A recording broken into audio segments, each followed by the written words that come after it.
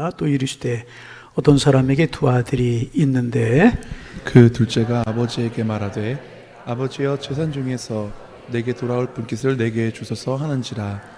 아버지가 그 살림을 각각 나누어 주었더니 그 후 며칠이 안 되어 둘째 아들이 재물을 다 모아가지고 먼 나라에 가 거기서 허랑방탕하여 그 재산을 낭비하더니 다 없앤 후 그 형의 흉년이 들어 그가 비로소 궁핍한지라.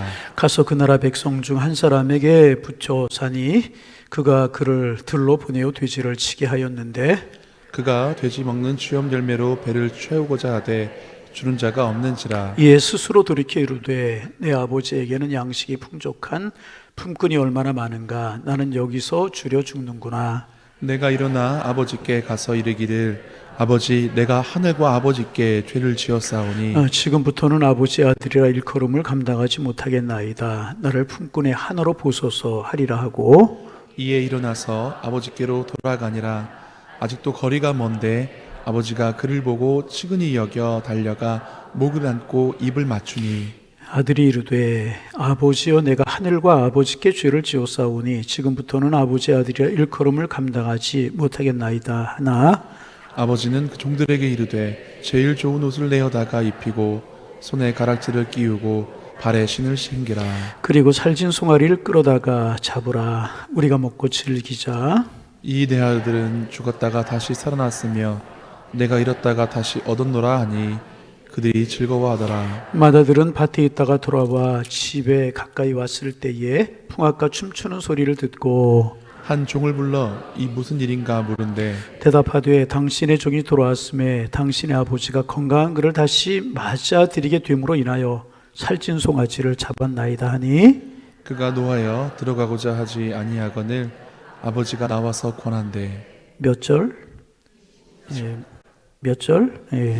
아버지께 대답하여 이르되 내가 여러 해 아버지를 섬겨 명을 어김이 없거늘 내게는 염소 새끼라도 주어 나와 내 벗으로 즐기게 하신 일이 없더니 아버지의 살림을 청년들과 함께 삼켜버린 이 아들이 돌아오매 이를 위하여 살찐 송아지를 잡으셨나이다. 아버지가 이르되 너는 항상 나와 함께 있으니 내 것이다 내 것이로되 이 내 동생은 죽었다가 살아났으며 내가 잃었다가 얻었기로 우리가 즐거워하고 기뻐하는 것이 마땅하다 하니라. 아멘. 하나님 아버지, 늘 우리의 마음이 하나님과 하나님의 말씀에 모아지기를 원합니다. 주님이 말씀하시고 주님이 중요하게 생각하시는 것이 무엇인가 하는 것에 우리의 마음을 두게 하셔서 우리의 삶이 순간순간이 하나님 앞에 기쁨이 되게 하여 주옵소서. 오늘도 우선순위를 주님 앞에 두고 주님을 예배하며 경배하며 찬양하는 자리에 모여오게 하시오니 감사합니다. 우리 예배가 하나님 앞에 기쁨이 되게 하여 주옵소서. 또 주신 은혜가 저희들의 마음을 지배하게 하셔서 우리에게도 복이 되게 주님 인도하여 주옵소서. 우리 cherubim 찬양대가 주님을 노래하고 찬양한 것처럼 오른 가정의 달인데 우리들의 가정들마다 평안하게 든든히 서가게 하시고 영적으로나 육적으로나 자녀들이나 부부관계나 물질적으로나 신앙적으로나 건강한 가정 되게 하셔서 행복을 누리며 살아가는 우리 모두가 되게 하여 주옵소서.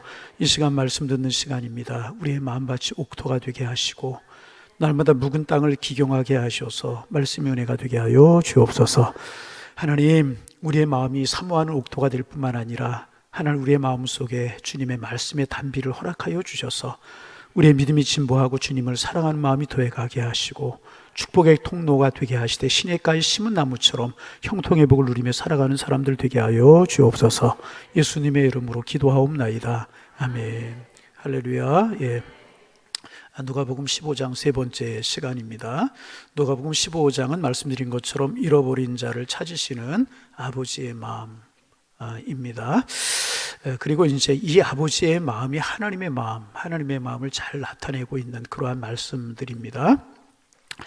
우리가 이제 지난 시간에 잃어버린 이제 한 영혼에 관한 비유로 잃어버린 한 마리 양 그리고 잃어버린 하나의 은전의 비유를 그래서 이제 잃어버린 양을 찾는 목자의 심정, 잃어버린 드라크마를 찾는 여인의 마음을 우리가 이제 나누어 보았습니다. 오늘은 집 나간 아들, 탕자라고 일컬어지는 둘째 아들의 비유에 대해서 우리가 이제 알아봅니다. 좀 묵상해 보기를 원합니다. 우리가 이야기 너무나 잘하는 이야기예요. 그래서 교회 이제 생활 얼마 하면 이야기는 몇 번씩 들은 이야기고 잘하는 이야기, 아니 교회를 안 다니는 사람, 신앙생활 안 하는 사람도 이 탕자의 이야기만큼은 잘하는 그런 이야기지만, 우리가 이제 본문을 전개하기 위해서 간략하게 말씀을 이제 드리면, 어느 시골 마을의 부자가 이제 있었는데, 이 부자 어르신에게는 아들이 둘이 있었습니다. 첫째 아들은 참 성실하고 순종적인 사람, 행실이 반듯한 그러한 사람이었습니다. 그런가 하면 비해서 둘째 아들은 아주 불량스럽고 행실이 바르지 못하고 놀기를 좋아하는 그런 사람이었습니다. 둘째 아들이 아버지에게 와서 미리 받을 상속을 나누어 달라고 그렇게 이제 말하는 겁니다. 여러분, 이것은 여러분 많이 들으셨겠지만 동양 사회에서는 아주 폐륜적인 그런 행위였던 것입니다. 동양 사회에서 아버지가 살아 계시는데 와서 상속을 달라고 하는 것은 아버지 빨리 돌아가세요, 그런 뜻이 되게 되는 것이기 때문에 아주 폐륜적인 일이 되는 것입니다. 여러분, 그래서 이제 본 그런 내용이 생각나는데, 우리나라 조선시대 때 과거가 있지 않았어요? 과거가 있었는데 3년에 한 번씩 과거를 보았다고 이제 그래요. 그때 과거에 합격한 사람들이 인적사항에 관해서 이렇게 정리해서 편찬한 그런 책이 있는데, 요약한 책을 본 적이 있습니다. 거기에 보니까 굉장히 재미나는 일들이 많이 이제 있었습니다. 그 당시에도 과거를 볼 때 부정행위가 많이 있었다고 그래요. 지금으로 말하면 컨닝구 하는 거. 컨닝구가 여러분 뭔지 아시죠? 다 해봤으니까. 그죠? 부정행위가 많이 있었다고 그러는데, 대표적인 부정행위가 어떻게 했냐면, 주로 즐겨 쓰던 방법이 앞사람 도포에다가 빽빽하게, 등에다가 도포에다 빽빽하게 글을 써놓고 이렇게 들쳤다가 내렸다가 그리고 이제 그렇게 하면서 부정행위를 했다는 그런 기록도 있고, 그리고 이제 그때도 이제 고시촌이 있었다고 그래요. 지금만 고시촌이 있는 걸 그때도 고시촌이 있었다고 그래요. 그래서 그게 어디냐 하면 지금의 남산 근처에 남산골이었다고 그래요. 남산골. 왜냐하면 이제 과거를 보았다가 떨어지고 나면 먼 곳에 있는 집에 갔다 오려고 하면 이제 노잣돈도 많이 들고 거리도 멀고 시간 낭비도 되고, 그러니까 과거 시험장이 있는 가까운 남산에 모여 그들이 이제 시험준 사법고시죠, 지금으로 말하면. 그런 고시를 준비하고 이제 그랬다는 거죠. 그래서 그곳이 남산골이고, 거기에 있는 사람들을 뭐라고 불리냐면 샌님이라고 불렀다고 그래요. 뭐라고요? 샌님. 그래서 남산골 샌님, 그러면 과거 시험을 보기 위해서 남산골에 모여서 준비하는 사람들을 남산골 샌님이다, 그렇게 이제 불렀다고 이제 그래요. 그런데 이제 과거 시험을 보면서 이 과거 시험을 보려고 하면 여러 가지 자격을 이제 갖추어야 되는데, 양민들은 누구나 볼 수 있었고 연령 제한이 없었다고 그래요. 조선시대 때 연령 제한이 없었고, 또 이제 그 조선시대 기록을 쭉 보면 최고로 나이 많아서 합격한 사람을 보니까 몇 살이었냐 하면, 몇 살 정도 됐을 것 같아요? 최고령 합격한 사람 전체에서 한 번이 아니라 처음부터 마지막, 과거 지도가 이제 처음부터 마지막까지 제일 나이 많은 나이에 합격한 사람이 몇 살이었을 것 같아요? 이 당시에 평균 연령이 50이 안 되는 그런 세대였잖아요. 그럼 몇 살이었을 것 같아요? 그럴 줄 알았어요. 83세였대요. 몇 살? 평균 나이가 50이 채 안 되는 그런 때였었는데 83세 살기까지도 어려운데 83세에 과거의 시험에 합격한 그런 사람이 있었다고, 기록을 깼다고 이제 그래요. 대단한 일이죠. 대단한 일. 그렇죠? 대단한 일이라고 이야기할 수가 있습니다. 그런데 응시 자격 중에 이제 이런 자격이 있었다고 그래요. 부자지간에 아버지와 아들은 같이 응시를 못한다, 이런 조건이 있었다고 이제 그래요. 왜냐하면 이것은 불효하는 일이라는 거예요. 어떻게 자식이 아버지와 같이 앉아서 시험을 보느냐 하는 겁니다. 아버지가 붙은 다음에 자식이 보든지, 아니 아버지가 계속 떨어지면 아버지가 완전히 포기한 다음에 자식이 보든지, 그렇게 해라, 이제 그런 누리, 그런 법이 있었다고 이제 그래요. 그런 것을 보면, 보면서 야, 우리나라 조상들이 얼마나 효를 중요시했는가 알 수 있는 그런 대목이지 아닌가, 그런 생각을 이제 혼자 해본 적이 있습니다. 여러분, 그럼에도 불구하고 여기에 나온 둘째 아들이 아버지가 돌아가시기 전에 상속권을 달라고 한 것은요, 지금도 굉장히 예의에 어긋난 일이잖아요. 지금도 그래. 지금도 굉장히 예의에 어긋난 일인데, 이때는 굉장히 큰 불효, 폐륜을 저지른 것입니다. 그래서 이 아들은 폐륜적인 자식임이 맞는 거예요. 그리고 그것을 받아가지고 와서 허랑방탕하면서 술과 창기들과 더불어 다 먹어버리고 말았습니다. 그런데 여러분, 항상 그렇잖아요. 돈이 있을 때는 사람들이 모여요. 돈 냄새를 보고 모인다고 그러죠. 돈 냄새를 보고 모이는데 돈이 떨어지면 사람들이 떠나가게 되는 거예요. 이게 세상 인심사인 것입니다. 또 돈으로 친구를 사귀면 꼭 그렇게 되는 것입니다. 그래서 여러분, 친구는 돈이 없을 때 사귄 친구가 오래 가는 것입니다. 돈이 있을 때 사귄 친구는요, 순수하지 못한 경우가, 저는 돈이 없어서 모르는데 비교적 많다고 그래요. 비교적 많다고 그래요. 그래서 자기가 잘 나갈 때는 찾아와서 내가 최고다, 내가 제일이야, 뭐 평생 우리 뭐 친구하자, 뭐 깜보하자, 뭐 이렇게 이제, 그러지만 돈이 막상 떨어지고 나면 다 떠나가게 마련이지 않습니까? 그래서 결국 이 사람이 오늘날로 말하면 노숙자가 되어버리고 만 거예요. 제가 뭐 얼마 안 된 일인 것 같아요. 서울에 회의가 있어서 갔다가 좀 늦어가지고, 이제 서울에서 오는 방법이 뭐 강남에 와서 5,300분 타는 방법도 있고 전철 타는 방법 여러 가지가 있는데, 서울역 근처에서 이제 서울역에서 전철도 있지만 전철은 시간이 많이 걸리기에 기차를 좀 따야 되겠다. 그래서 서울역을 간 적이 있었는데, 전철역을 지나가니까 초저녁부터 자리를 깔고 있는 사람들이 있더라고요. 자리라는 게 다른 게 아니고 박스를 깔고, 여기는 내 자리다. 노숙자들. 잠은 서울역에 자고 밥은 청량리에 가서 먹고. 왜 청량리에 가서 먹느냐? 밥상 공동체가 있기 때문에. 그리고 거기 다일 공동체가 있기 때문에. 그죠? 그런 분들이 노숙자인데, 이 사람이 노숙자가 되어버리고 만 것입니다. 그러다 그 도시에 들어서 먹을 것이 없었어요. 그러자 돼지 우리에 가서 죄들이 먹는 쥐염 열매를 먹고 살았습니다. 근데 성경을 보니까 그것마저도 없게 되었다. 얼마나 흉년이 심했으면 돼지들이 먹는 쥐염 열매도 없게 되었을까. 그러자 그는 그때 아버지를 생각하죠. 그리고 내가 아버지에게 가서 아들로 여겨달라고 하는 염치는 없으니 품꾼 중에 하나라도 주우니 종으로 여겨달라. 그렇게 해야 되겠다. 왜냐하면 우리 아버지의 집에는 종들이 있는데, 그 종들이 밥은 먹으니까, 잠은 따뜻한 거 자니까, 그리고 아버지께로 돌아갔다는 그런 내용이 이제 오늘 본문의 내용, 우리가 잘 아는 그런 내용입니다. 여러분, 이 비유 우리가 너무나 잘 아는 비유예요. 그래서 몇 가지만 이야기를 좀 하는데, 가만히 생각해 보세요. 이 둘째 아들이 탕자의 잘못이 무엇이었겠습니까? 물론 여러 가지 잘못이 있지만은 하나만 딱 든다면 이 탕자의 잘못이 무엇이겠습니까? 가장 큰 것이 뭐겠어요? 예? 가만히 한번 생각해 보세요. 물론 이제 가만히 있으면 목사님 다 얘기하니까 뭐 가만히 조금만 참으면 이제 답이 나올 테니까 그러지 말고, 가장 여러분 잘못한 가장 중요한 것이 뭐였겠습니까? 다른 것 아니에요. 돈을 가지고 떠났다는 것도 아니고 상속권을 달랐다는 것도 폐륜적인 일이 맞지만은, 가장 중요한 것은요, 아버지의 품을 떠나려고 했다는 거예요. 그게 가장 잘못이라는. 그래서 여러분, 우리가 알아야 될 건 무엇인가? 아버지의 품을 떠난 사람들은 다 탕자라는 거예요. 그가 비록 사업에 실패하지 않고 잘 나갈지라도 그는 탕자, 육신의 탕자. 그러면 여러분, 세상에서 하나님을 믿지 않는 사람들은 다 탕자인 것입니다. 그가 아무리 높은 위치에 있고 아무리 성공한 사람이고 지식이 많은 사람일지라도, 삶이 아무리 반듯한 사람일지라도 하나님의 품을 떠났기 때문에 그에게는 구원이 없는 거예요. 탕자인 것입니다. 그리고 이들은 불쌍한 사람입니다. 아버지의 품을 떠난 자체가 잘못된 길로 들어선 것이라는 것입니다. 그래서 여러분, 우리 본문에서 첫 번째로 이런 육신적인 탕자, 아버지의 품을 떠난 탕자의 모습을 볼 수가 있습니다. 그런데 오늘 본문을 자세히 보면은요, 또 하나의 탕자의 모습을 볼 수 있어요. 바로 첫째 아들.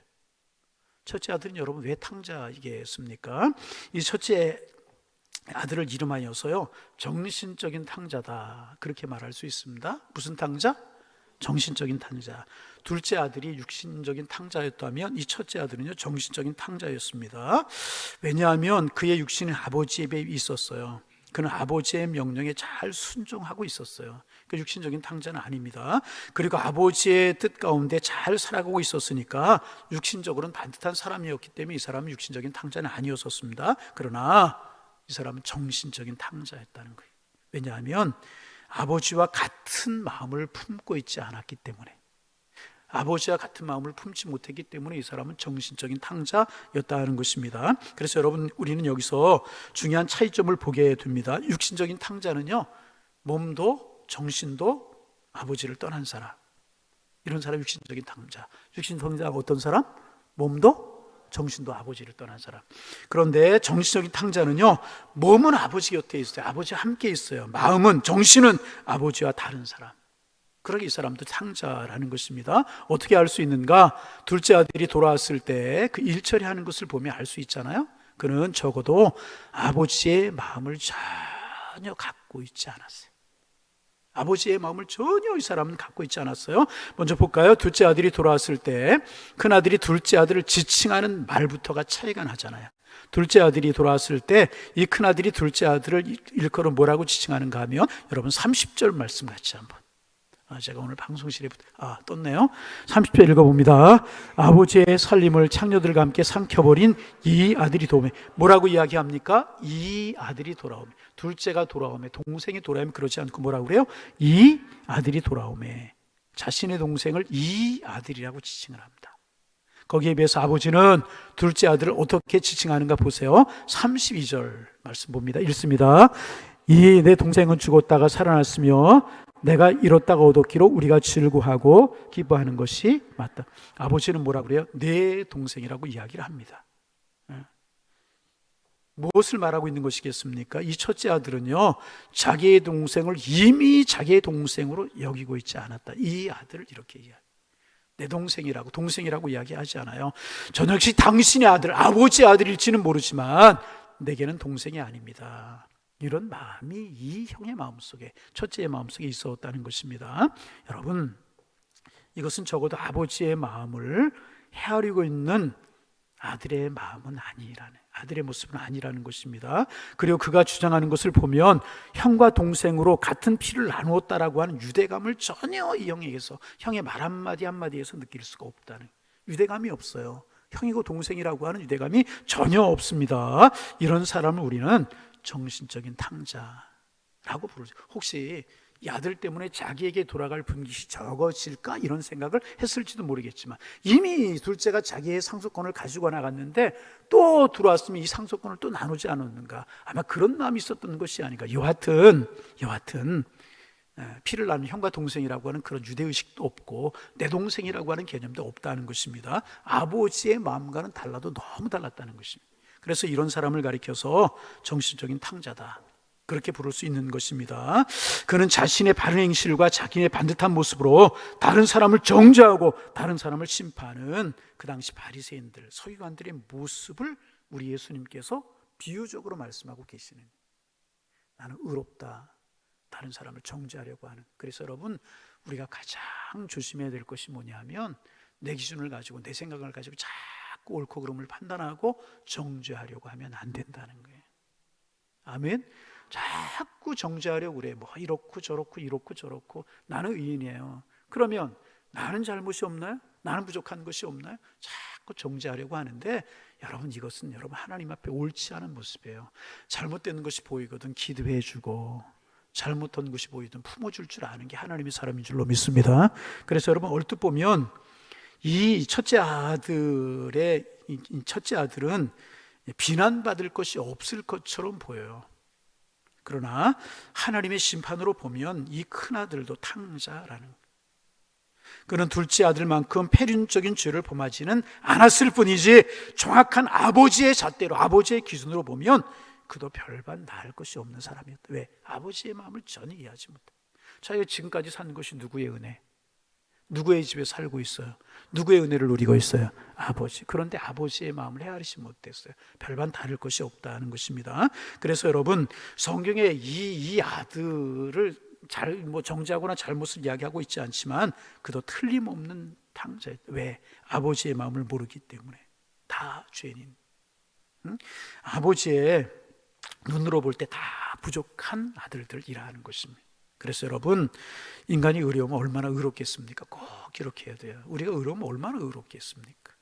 모든 것을 다 감찰하신 하나님의 눈으로 볼 때는 우리는 모두 다 너나 할 것 없이 다 부족한 사람들이고 다 연약한 사람들이고요, 다 죄인들이라고 하는 거예요. 그러게 정죄하려고 하지 말고, 지적하려고 하지 말고, 용서하고 용납하고 끌어안고, 아멘. 우리가 해야 될 일은. 그래서 여러분, 우리 곁에 주신 이웃들, 사랑하는 동역자들, 성도들, 왜 우리 곁에 주셨는가? 사랑하라고. 할렐루야. 옆 사람 인사합니다. 사랑합니다. 축복합니다. 사랑합니다. 축복합니다 하는데 적당히 눈을 바라보지 않고 다른 것을 바라보고 하는 사람은 수상한 사람이에요. 눈을 바라보고 사랑합니다. 축복합니다. 눈을 바라보라고 그랬어요. 다른 사람이 바라보는 쪽만 함께 바라보려고 그러면, 뒤통수만 바라보면 수상한 사람이에요. 자, 눈을 바라보고 다시 한번 사랑합니다. 행복하십시오. 그런데 여러분, 아버지는 사랑하려고 그러잖아요. 이해하려고 그러잖아요. 그런데 가만히 보면 형제들은 그렇지 못한 것 같아요. 그죠? 아버지의 마음과 형제들하고 마음은 좀 다른 것 같아요. 이제 자기의 허물은 안 보이고 다른 형제의 허물은 보일 때가 많아요. 자기 늑대인 건 모르고 쟤는 여우래요. 자기는 늑대인 거 모르고 동서는 여우래요. 이럴 때가 있잖아요. 반대로 자기가 여우인 거 모르고 동생은 늑대라고 그럴 때가 있고 형은 늑대라고 그럴 때가 있다는 거. 그렇죠? 얘기 안 해. 다 알아. 다 알아. 아니, 우리 그럴 수 있다, 우리가. 그래서 우리는요, 이 큰아들의 모습을 통해서 정신적인 탕자의 모습을 볼 수 있다. 둘째 아들에게 초점이 맞춰져 있는 비유이지만 사실은 둘째 아들에게만 초점이 맞춰진 게 아니고 이 큰아들에게도 초점이 있는 거 사실입니다. 그래서 상대방의 허물은 현미경으로 보려고 하는 속성이 우리에게 있어요. 현미경은 어떤 거예요? 크게 보는 거죠. 적은 거 크게 보는 거. 나의 허물은 망원경으로 보려고 그래요. 그죠? 내 허물은 적게 보려고 그러고 다른 사람의 허물을 크게 보려고 하는 게 뭐예요? 그래서 이러고 저러고. 여러분, 절대 우리는 다른 사람의 허물을 자꾸 들춰내고 정죄하는 사람들 되지 않기를 원합니다.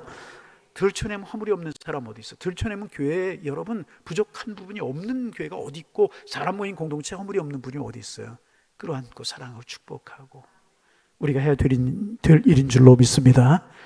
우리가 잊어서는 안 되는 것입니다. 이 정신적인 탕자가 육신적인 탕자에 비해서 육신적으로 사람의 눈에 보기에는 조금 더 나은 삶을 사는 사람이 틀림이 없어요. 그것도 부인하면 안 돼요. 그죠?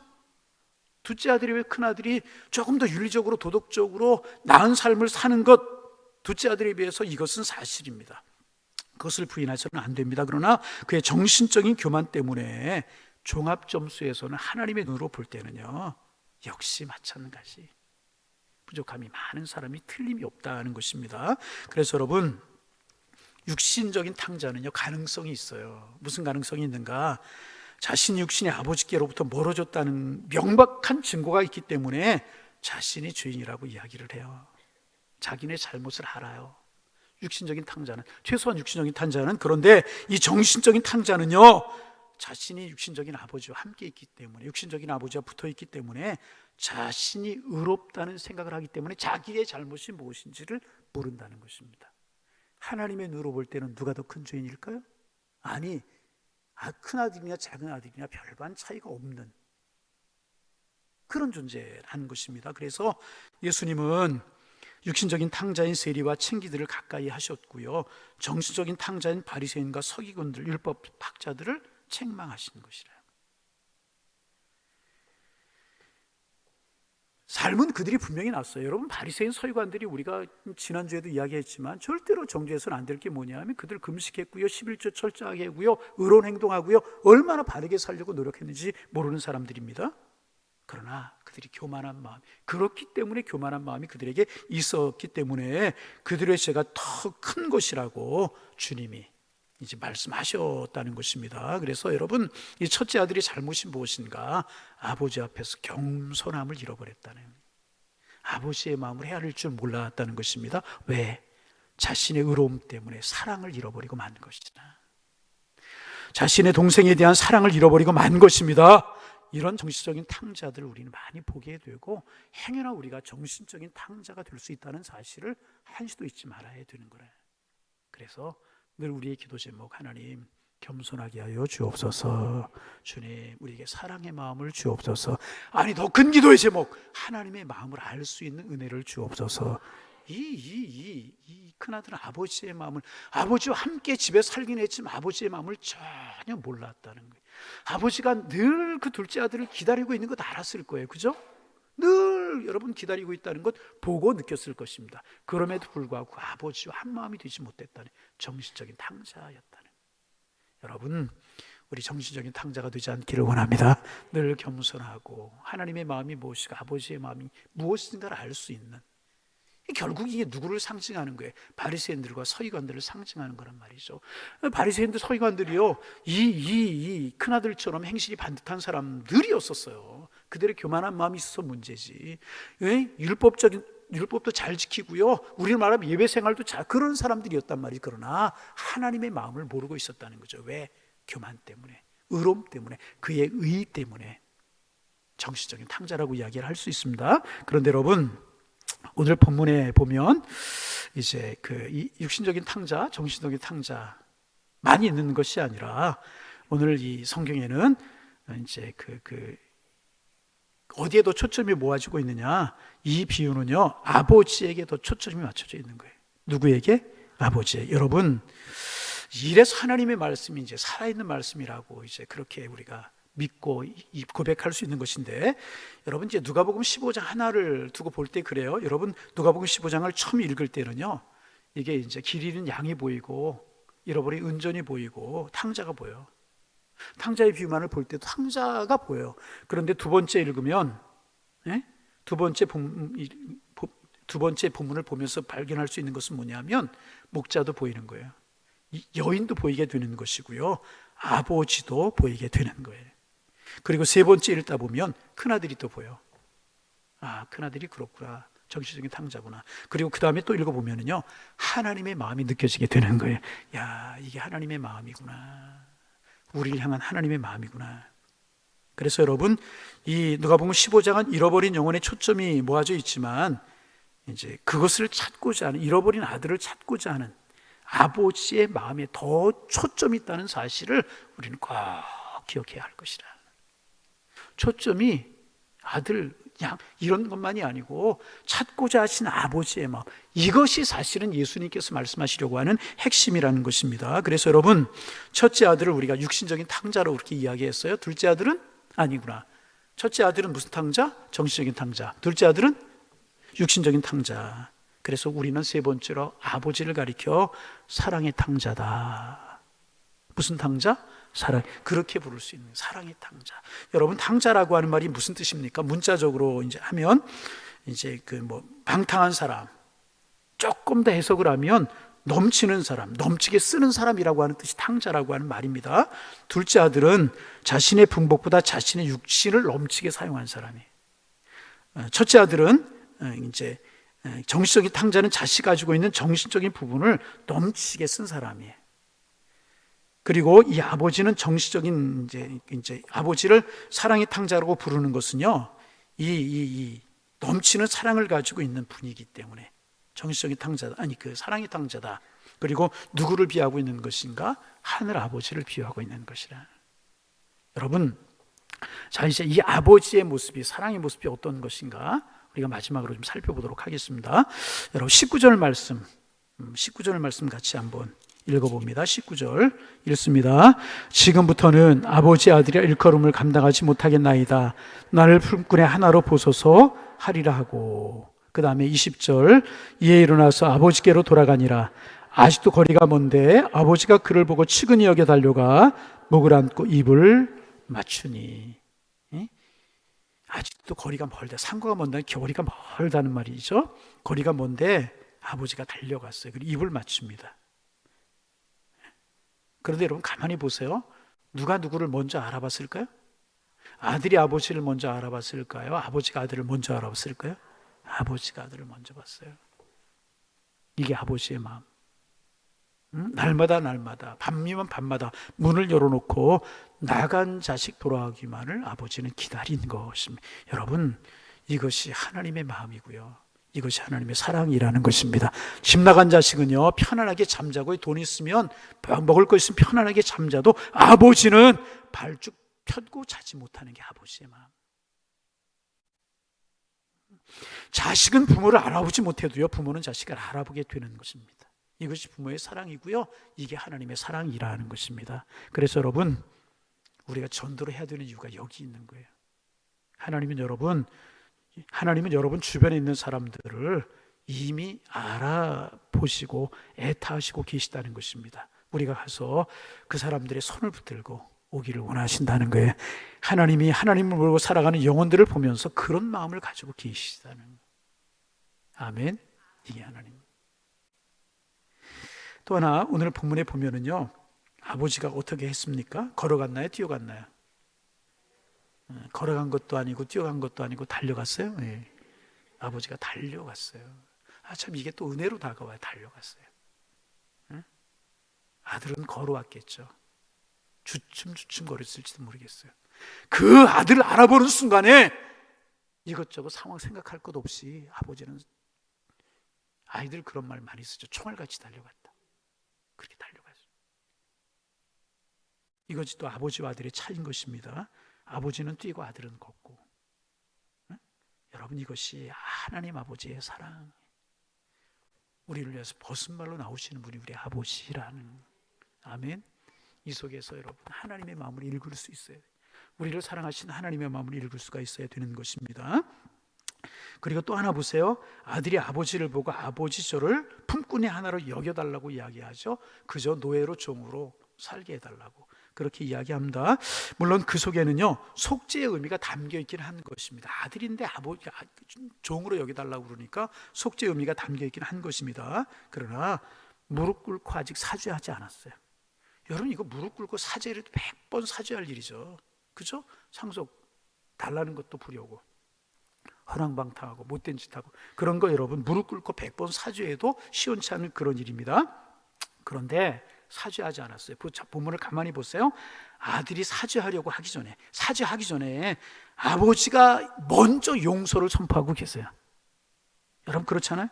아버지가 이제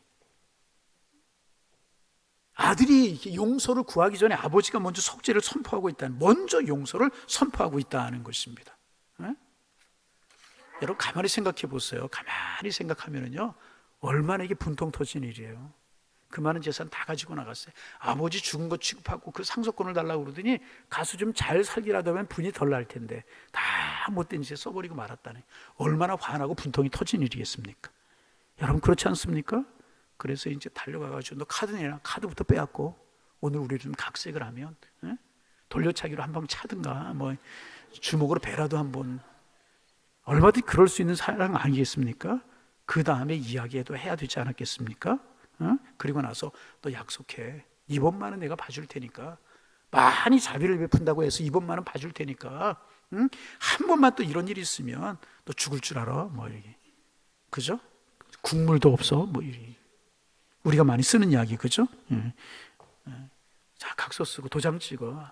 한 손가락 가지고 안 돼. 10손가락 다 찍어. 뭐 여러분 그럴 일 아니에요. 이거 가만히 생각해 보세요. 우리가 이런 일을 안 당해서 그렇지 가만히 생각해 보시면 얼마나 화나는 일입니까? 여러분 그렇잖아요. 그러나 아버지 전혀, 이 아들이 용서를 구하기 전에 이미 용서를 선포하고 계셨다는 거예요. 보세요. 아들이 용서 다 구했나요? 잘못했습니다. 죽을 줄 그런 일 했어요? 무릎 꿇 그런 얘기 없잖아요. 그런 이야기 하기 전에 아버지는 이미 다 용서를 선포하고 계신다요. 여러분 하나님 다 우리의 마음을 아실 줄로 믿습니다. 이미 하나님은 우리를 다 용서하고 부르시고요, 다 우리를 용서하고 기다리고 계시는 분이시라. 이게 아버지의 마음이 하나님의 마음이잖아요. 우리 하나님 좋으신 분 믿으시면 큰 소리로 아멘. 할렐루야. 어디 가니까 또 믿으시면 두 손 들고 아멘 하라고 그러더라고요. 우리 한번 해볼까요? 믿으시면 두 손 들고 아멘. 이게 어색해서 잘 안 돼 버리는 거죠. 붕해하는 것도 아니고. 할렐루야. 예. 이게 하나님의 마음, 우리를 사랑하시는 하나님. 이미 잘못을 다 고하기도 전에 아버지는 이미 다 용서를 선포하고 계시는 것이네. 그런 여러분, 우리 하나님의 사랑이 얼마나 큰 사랑입니까? 아들이 이야기하는 중에, 잘못을 가리고 이야기하는 중에 아버지가 그 말을 끊습니다. 그리고 아무런 말도 안 하고 돌아오는 것이 기쁘다고 잔치를 베풀어 주는 거예요. 잔치를 베풀어 주는 거예요. 여러분, 이런 하나님, 우리가 믿는 살아계신 하나님인 줄로 믿습니다. 하나님이 이렇게 우리를 사랑하신다네. 이게 우리를 사랑하시는 하나님의 마음. 우리는 이런 모습에서 길 잃고 죽어가는 영혼을 사랑하시는 하나님의 사랑을 보게 되는 것이라. 오늘 말씀을 준비하면서 전에 한번 나눈 것 같은데, 이 말씀, 이 예화를 제가 다시 한번 쭉 쓰고 있는데, 전에 한번 나눈 것 같은 그런 생각이 들어요. 뭐 나누었어도 한 번 더 들으세요. 미국에서 오래전에 있었던 일이 실화라고 그래요. 어느 가족이 아빠, 엄마, 딸 이렇게 이제 차를 타고 여행을 하다가 차가 전복이 된 거 굴렀어요. 그래서 그 집에 7살 먹은 외동딸이 다리가 이제 차 밑에 깔린 거예요. 그래서 이제 절단할 수밖에 없는 그런 상황이었습니다. 그래서 이 아이의 다리를 절단하게 되었고, 아버지도 다리를 심하게 이제 다쳤습니다. 엄마는 멀쩡하신데, 그래서 어머니는 괜찮은데 아버지와 딸은 목발을 짚고 평생을 살아만 되는 그런 처지가 되었습니다. 여러분, 7살 먹은 아이가 얼마나 충격이 심했겠습니까? 학교에서 친구들이 놀리고, 그럴 때마다 아버지는 아이를 꼭 안아주면서 사랑으로 키우고 축복으로 키우고, 괜찮다. 그러면서 이제 아이를 사랑으로 키웠습니다. 그리고 그 아이가 자라서 대학을 다니게 되었고, 대학교 졸업식이 되었어요. 이제 엄마 아빠가 졸업식에 함께 참석을 하게 된 것입니다. 졸업식을 마치고 아버지와 어머니, 딸이 식사를 하러 가게 되는데, 이 딸이 그만 이제 조금 이렇게 턱진 곳을 목발을 잘못 짚어가지고 이제 발을 헛디뎌서 구르게 되었습니다. 그런데 저쪽에서 차가 오고 있었어요. 그 순간에 아버지가 목발을 집어던지고 쏜살같이 달려가서 그 딸을 구해낸 겁니다. 그때 딸이 정신을 차리고 이 아버지의 다리를 보니까 아버지의 다리가 멀쩡한 거예요. 아버지의 다리가 멀쩡한 거예요.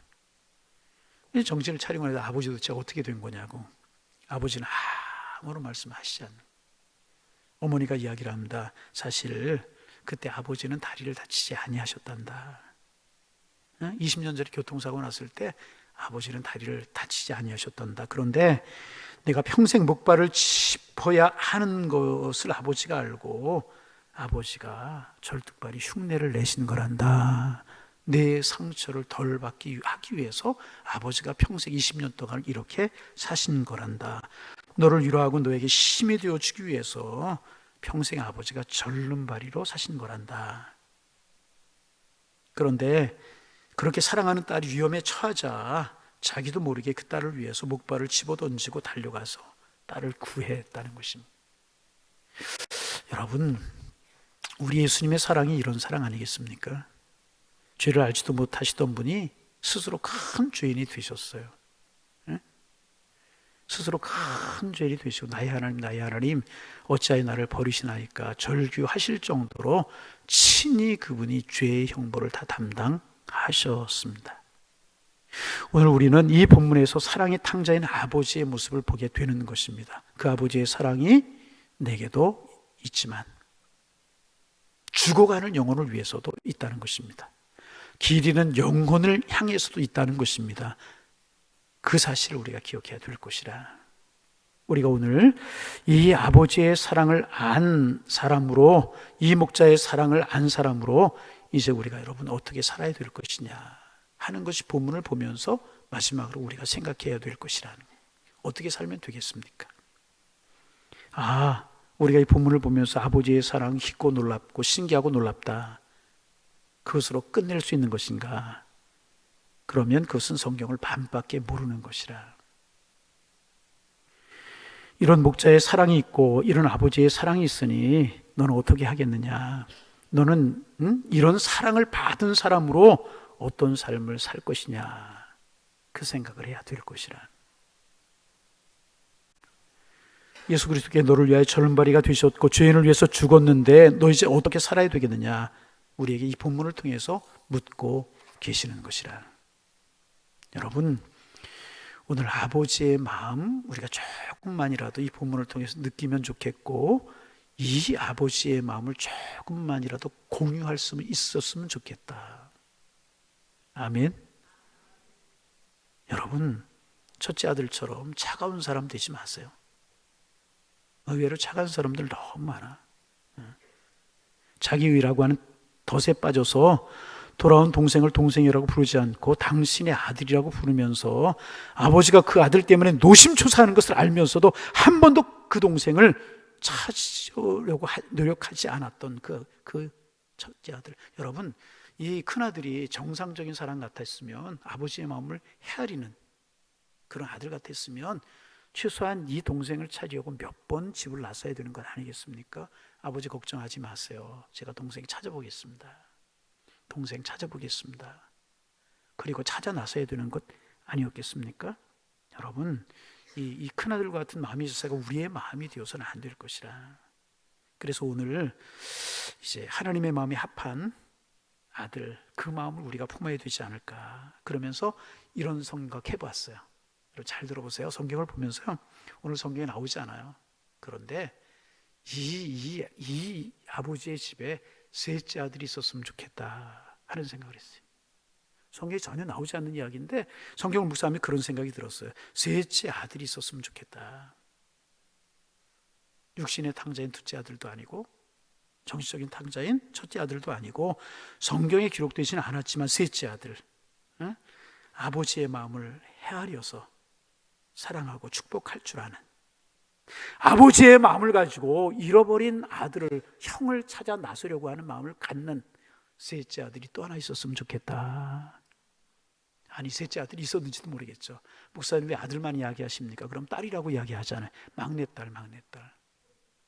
아버지의 마음을 헤아릴 줄 아는 이런 자식이 하나만 더 있었으면 좋겠다, 그런 생각이 들어요. 여러분, 이런 셋째 아들이 되었든 딸이 되었든지 이런 하나님의 자녀가 될 수 있다면 얼마나 좋겠어요. 하나님의 마음을 헤아릴 줄 아는, 아버지의 마음을 헤아릴 줄 아는. 그러면 하나님 왜 복 안 주시겠어요? 이런 아버지의 마음을 헤아릴 줄 안다면 왜 복을 안 주시겠어요? 이 셋째가 딸이 됐든 아들이 됐든, 아버지, 내가 형 아니면 오빠 좀 찾아 나서겠습니다. 사방으로 수소문해서 찾아 나서는 거예요. 그래가지고 형이 됐든지 오빠가 됐든지 형이라고 이야기하기 편해서 형을 만났어요. 그러면 형 이제 집으로 돌아갑시다. 아버지가 날마다 밤잠 못 주무시고 형이 돌아올 때만 기다리고 있습니다. 아버지의 마음, 집에 좀 돌아가십시다. 뭐라고 했을까요? 이 꼴을 가지고 어떻게 돌아가냐, 그러지 않았겠어요? 이 모습 가지고 어떻게 돌아가냐. 그때 뭐라고 그러겠어요? 형 아니면 오빠, 아버지의 마음을 그렇게 몰라요? 아버지의 사랑을, 아버지의 마음을 그렇게도 모르느냐고. 아버지는 한 번도 형을 오빠를 잊어본 적이 없다고. 그리고 권면해서 형을 오빠를 아버지에게로 돌아오는 그런 셋째 아들이 되었든지 딸이 되었든지 그런 마음을 우리가 품을 수 있다면 얼마나 좋겠습니까? 하나님이 지금 이 비유를 통해서, 우리 주님이 이 비유를 통해서 말씀하시는 것이 그것이라. 너희들이 내 마음을 좀 이해할 수 있어라. 바리새인들, 서기관들, 세리와 죄인들이 여기 함께 있다고 너희들 불평하고 원망하고 나를 원망하는데 그 마음이 아니라 그 모두를 사랑하시는 하나님의 마음을 너희가 좀 알았으면 좋겠다, 이 말씀을 하고 계시는 것이라는 거예요. 하나님의 마음을 품을 수 있는 우리가 되어서 잃어버린 영혼 찾아 나서고 사랑할 수 있는, 축복하며 살아갈 수 있는 하나님의 사람들이 다 되실 수 있기를 주님의 이름으로 축원합니다. 하나님, 우리에게도 사랑의 마음을 주시고 사랑의 마음으로 아버지의 마음을 헤아릴 줄 아는 하나님의 사람들 되게 하여 주옵소서. 육신의 탕자, 정신적인 탕자 아니고 사랑의 탕자이셨던 아버지의 마음을 헤아릴 줄 알고 아버지의 마음을 이해할 줄 아는 하나님의 사람들 되게 하셔서 우리 하나님 앞에 기쁨이 되는 저희들을 되게 도와주옵소서. 정죄하는 삶 되지 않게 하시고 사랑하며 축복하며 살게 하시고 잃어버린 영혼을 찾아 구원하시길 원하시는 아버지의 마음을 이해함으로 우리도 잃어버린 양을 찾아 나설 수 있는 하나님의 사람들 다 될 수 있도록 주님이여 우리에게 은혜를 허락하여 주옵시고 이 마음 가질 수 있도록 저희들을 축복하여 주옵소서. 예수님의 이름으로 기도하옵나이다. 아멘.